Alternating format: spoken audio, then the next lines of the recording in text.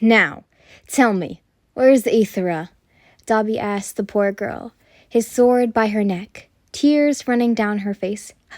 I don't know. She vanished here long ago. She teared. The girl looked to be young. Dobby moved his sword away and threw her back onto the ground. Dobby's hand looked to have frost on it. My breath clouded from the cold. Leave her. Aethra is already here. I can tell. She's been here. The clouds were dark as it began to rain lightly. Heep! The young girl spoke, turning into water and moving into the water below the boat. Dobby looked at me with a smirk. Was that just something so you could let her go? Let her be free? He walked over. You're looking pale, he smirked. Blech. A man from behind him bled from his mouth, and in his chest had a huge hole. Leave now, or drown. Water came out of his chest as he fell to the floor, seeing a woman. Her hair flowed in the wind. Her body was once water, as it now become whole. I don't think I will. Dobby used his power. What? Is he insane? A man spoke. I stood. I didn't know what to do. The heat from me would kill this girl. It seemed like as if she was going to win, making Dobby get more cuts and bruises on his skin. But Dobby moved around her and stuck his hand through her chest, taking a hold of the gem and pulling it out. Good night. He spoke and turned to me. Now, it's your turn. He walked closer. No, I could never. I spat to the man. You are nothing to me. I held my chest. He chuckled as he moved forwards. I'm not going to kill you, princess. But if I have to, I will. He tried everything to get his hold on me, his men as well, but they came close. I could just burn them with my hand. I don't have much power in the water, and yet the water is freezing cold. Dobby grabbed my leg and pulled me to the floor. God, he sighed, blood dripping from his mouth. That's no way to treat people, he chuckled, his boot slamming onto my hand. I let out a scream, trying to burn his boot, but nothing. He stepped on it again, a scream coming from me again, tears coming from my eyes, seeing blood on his boot. You know, you really did become weak as shit. Where was the once Sun Emperor? He asked, his face frowned down, his hand went up. Good night, princess. His hand moved down. I closed my eyes, expecting me to become the same as the two others I've seen him do. But nothing came. I heard a crash, the pressure off my hand. How dare you hurt the sun god? A voice spoke. I opened my eyes to see a male.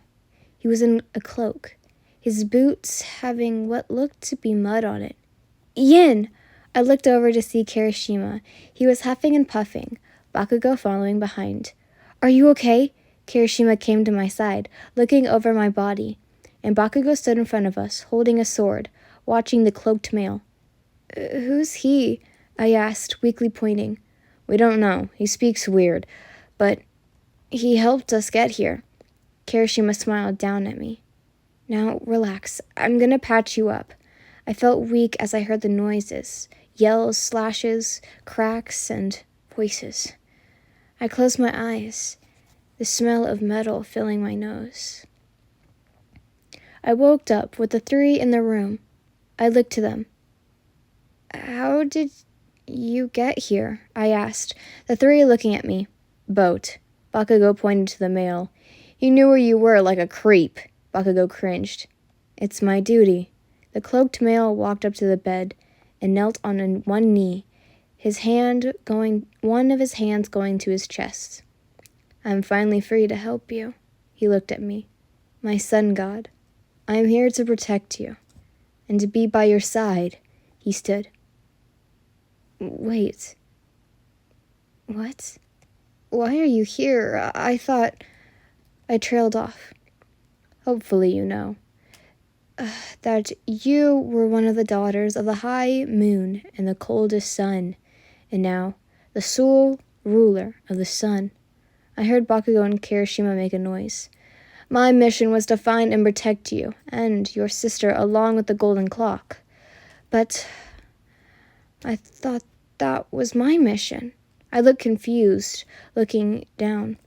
You must have heard the wrong one. He spoke. Who are you? I asked,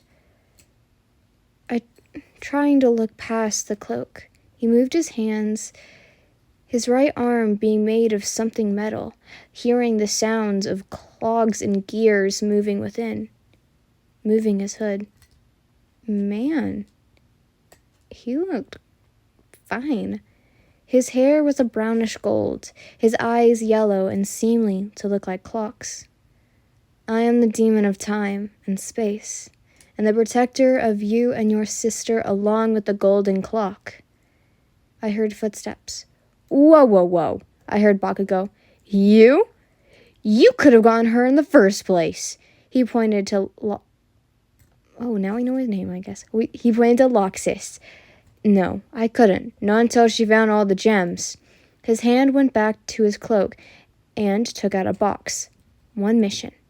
The red gem. He looked at me. You are the only one who has the red gem. His eyes widened. I'm not letting you kill me. I spat. I heard Kirishima growl. No. Your power is strong enough to let your body go that easily. He looked to Kirishima, then back to me. If you weren't the sun, then you would have been dead by now, he spoke. But let me help you, he sighed, walking over to Bakugou. Look after this, he spoke, and then came back to me. Close your eyes. I looked at him for a bit, curious as to why I had to do this, and nodded. Now, when you see a blinding light that looks like a fire, hold out your hand. I nodded and concentrated. If this kills her, I heard Kirishima, I'll make sure you see hell, he spat. Just wait. You seem to be attached. Okay, and what if I am? I heard. Bakugou is too. We cared for her when you could have. I heard walking. But I need to focus. I breathed in and out, a little spark coming into my view, it becoming bigger and bigger. My hands moved up to hold it. It was nice and warm, like home. I clenched my hand, opening my eyes, seeing the red gem in my hands. See, Luxix spoke. Now it's time to go and find the white gem. She should have awoken by now. He sighed. Huh? So we did all this to look for another person? Bakugou went to grab Loxus's coat. Loxus stopped him. Don't you dare touch him, Kirishima spat. Boys, I yelled. They all looked at me. Give me the rest. I need to see my sister, I spat, getting up from the bed. You realize how dangerous in the situation we are right now. She could be at risk in the world, the universe even. They looked at me weirdly. Loxus paused. Yes, my son.